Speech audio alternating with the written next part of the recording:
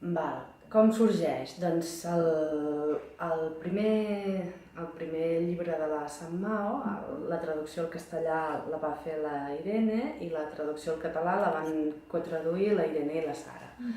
La Sara fa un munt de coses i quan va acabar contenta, però va dir que no podia assumir el segon llibre, la traducció del segon llibre de la Santmao, i llavors va pensar bonament en mi.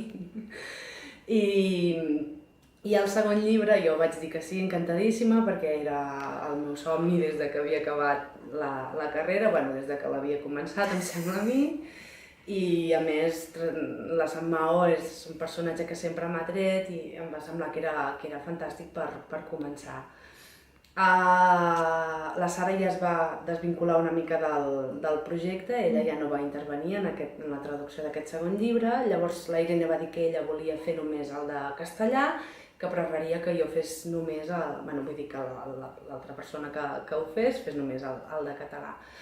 I jo crec que això va estar molt bé perquè així cadascuna vam prendre molta consciència de que érem les responsables de la llengua que traduiríem, i llavors sí que va ser bastant en equip, perquè tots els esborranys eren compartits. Per tant, si en algun moment jo estava molt ofuscada amb una frase, doncs a veure com ho ha posat la Irene, això teníem llibertat per fer-ho mútuament. Ella podia veure els meus esborranys, jo podia veure els seus, o per exemple amb el tema dels noms de persones, clar, hi ha molts noms propis que són de gent de les Canàries, per tant són noms espanyols que estan en caràcters xinesos i que havíem de tornar a portar al castellà o al castellà, perquè com que eren noms espanyols es quedaven en castellà encara que fos la versió catalana. I llavors una mica per posar-nos d'acord, perquè si estem parlant d'una persona real com la Candy, que a més hi ha una carta de la Candy aquí al final del llibre, doncs que jo no li digués, m'invento, a Glòria, no? Que totes dues mantinguéssim els noms propis igual, i crec que de fet només hi ha un nom propi que no ens vam posar d'acord i surt diferent, però vull dir, perquè no vam tenir manera de trobar l'original. Alguns sí que, parlant amb gent que havia conegut la Santmao, doncs ens van dir, sí, aquest és tal, aquest és qual. Sí que la majoria estan comprovats, però n'hi ha algun que ens el vam inventar i el vam batejar nosaltres.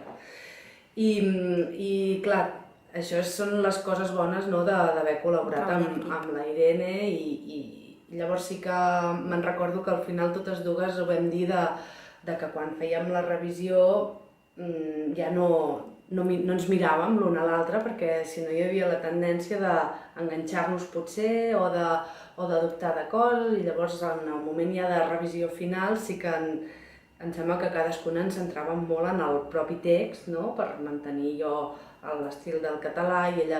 De fet, jo crec que l'estil hi ha llocs que es veu que és bastant diferent, només de comparar la portada ja es veu l'estil diferent en la manera de traduir. I l'experiència, per mi ha sigut boníssima, molt, molt, molt contenta del treball d'aquesta traducció, i a més que l'editorial ens ha tractat molt bé i això també s'ha d'agrair. Es veu? Clar, és que d'entrada esteu a portada. No, i no és una reclamació que haguem fet, sinó que ja d'entrada sortim a portada. No sé si el fet que l'editora de Rata és la Iolanda Bataller, però l'encarregada de l'edició d'aquests llibres va ser l'Helena Pons, que havia estudiat traducció. No sé si el fet que ella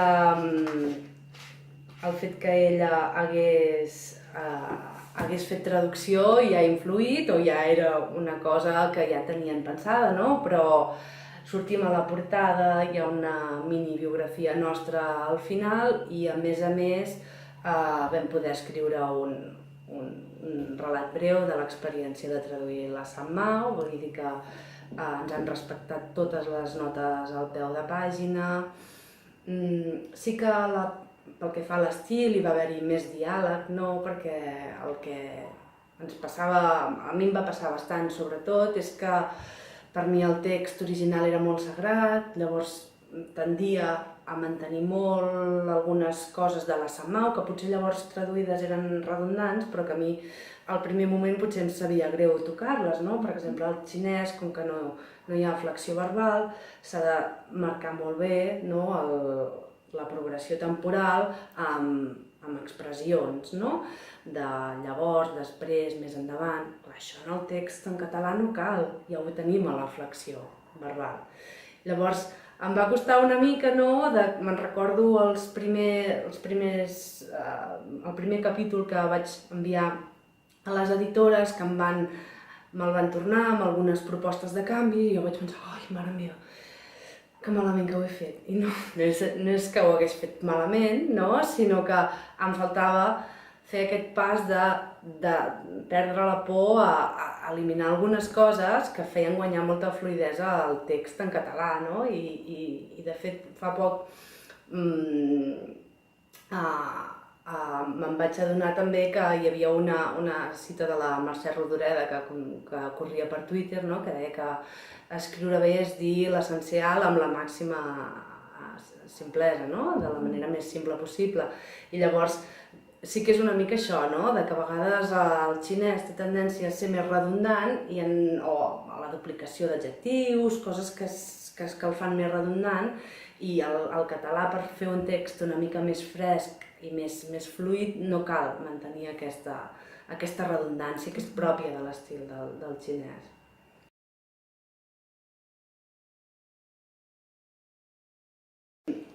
M'agradaria potser alguna cosa de literatura infantil o juvenil, em faria gràcia. Potser pel fet que cada dia em toca explicar 2 o 3 contes i penso, ostres, seria xulo, no?, algun dia tenir algun conte o alguna cosa de literatura infantil juvenil traduïda per mi, que és un camp que desconec, vull dir, conec com a lectora i com a consumidora, no?, en aquest sentit, però desconec totalment des del punt de vista de la traducció.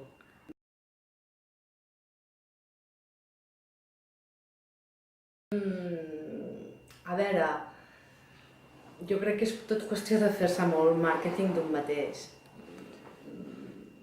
Una de les meves millors amigues, la Núria Barberà, té una empresa a By the Way i ella, doncs, entre altres coses, també fan estudis de mercat, per tant és una mica diversificar, ja no és només el que pugui fer de traduccions o d'intèrpret d'enllaç, sinó tot el que pugui fer també per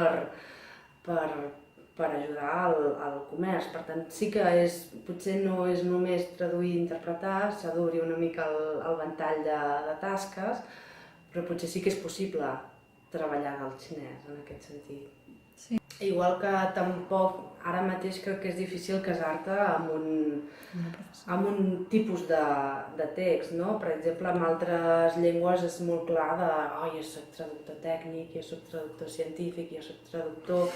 Amb el xinès és una mica en plan, m'adapto al que vingui i em documento per fer-ho el millor que pugui, no? I potser sí, vull dir, jo sí que tinc la meva feina a la universitat i si m'envien alguna cosa massa complicada no em sento malament de dir que no, però entenc que si estigués en una altra situació vital potser em veuria obligada a dir que sí i a fer molta més feina, no? De documentació i de preparació per poder-ho fer bé.